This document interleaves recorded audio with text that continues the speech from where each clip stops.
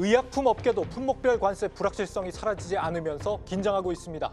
미국에서 인기가 급성장 중이던 식품 업계도 현지 생산 공장이 없는 기업의 경우에는 타격을 피할 수 없게 됐습니다. 반면 화장품 업계는 미국의 소규모 수입품 면세 정책 효과로 피해가 적을 것이란 관측이 나오고 있습니다. 네, 취재기자 연결해서 기업들 상황 들어보겠습니다. 이서우 기자. 국내 주요 제약 바이오 기업들은 일단 고비는 넘겼다며 안도하고 있지만 조만간 발표될 품목별 관세 적용은 불가피할 것으로 보고 긴장을 늦추지 않는 모습입니다. 앞서 트럼프 미국 대통령이 예고한 것처럼 모든 의약품에 25%의 관세를 일괄적으로 도입할 것으로 보고 대응책을 본격 가동한다는 계획입니다. 현재 미국에서 바이오시밀러를 직판하고 있는 셀트리온과 뇌전증 신약을 판매하고 있는 SK 바이오팜의 경우 관세 부담이 덜한 원료 의약품은 국내에서 생산하고 완제 의약품의 생산과 포장은 미국 기업에 위탁하는 비중을 높이고 있습니다.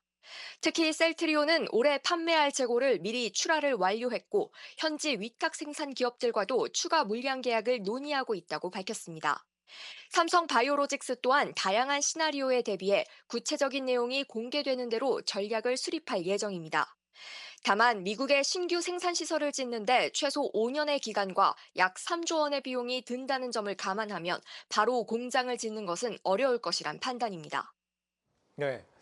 특히 의약품 중에서도 이 바이오 시밀러 쪽이 타격을 고민해야 하는 상황이라고 하는데 어째서입니까? 국내에서 만든 의약품, 그중 특히 바이오 의약품은 대미 수출액이 전 세계 국가 중 9위를 차지하고 있습니다. 바이오 의약품 복제약, 즉 바이오시밀러를 만드는 기업이 현재 글로벌 시장에서 많지 않은데 셀트리온과 삼성 바이오에피스 등 우리 기업들이 해당 분야를 선점하면서 수출이 크게 늘어난 겁니다. 바이오시밀러는 오리지널과 성분은 같지만 더 저렴한 가격이 경쟁력이기 때문에 관세가 부과된다면 가장 먼저 타격받을 가능성이 높습니다. 다만 미국 업계에서도 관세 부과로 환자들의 치료 접근성이 저해될 것이라며 강하게 반발하고 있는 상황입니다.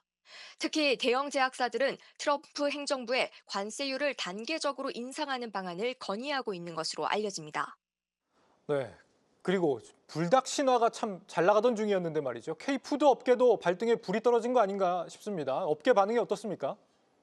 아직 세부 품목별 협상 단계가 남아있지만 미국의 생산 기반을 갖춘 기업과 그렇지 않은 기업의 대응 전략에는 차이가 있을 것으로 보입니다. 이미 미국의 19개 이상의 생산시설을 보유한 CJ 제일제당은 추가로 증설 중이고 오뚜기도 캘리포니아주에 신규 공장을 짓고 있기 때문입니다.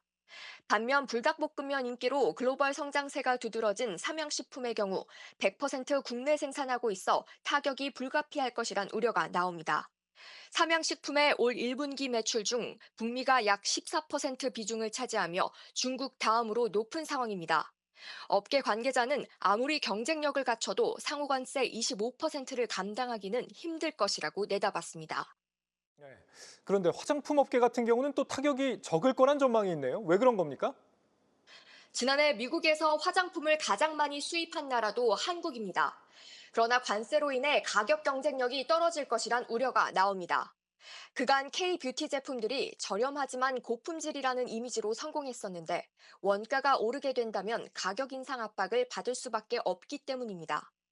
하지만 업계에서는 아직 $800 이하 수입품에 대한 면세 정책은 유효하고 현재 미국에서 인기 있는 주력 제품들은 대부분 $100 이하의 가성비 제품이라는 점에서 큰 타격은 없을 것이란 판단입니다.